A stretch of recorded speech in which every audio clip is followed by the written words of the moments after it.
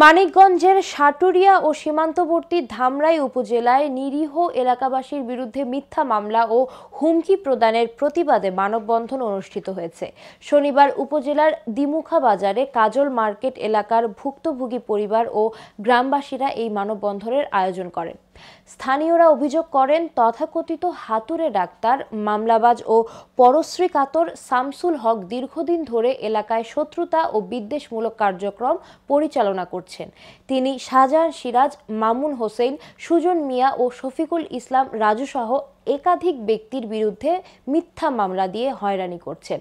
মানববন্ধনে বক্তব্য রাখেন সাংবাদিক রাশেদুল হক, ভুক্তভোগী ফার্মাসিস্ট সুজন মিয়া, শফিকুল ইসলাম রাজু, শাহজাহান সিরাজ, মামুন হোসেন প্রমুখ। তারা বলেন, শামসুল হক নিজেই নিজের মুড়ি বাজারের মালামাল চুরি করে গ্রামবাসীর বিরুদ্ধে মিথ্যা মামলা দায়ের করেছেন, যা সম্পূর্ণ অন্যায়। তারা দ্রুত তার বিরুদ্ধে আইনানুগ ব্যবস্থা নেওয়ার দাবি জানান।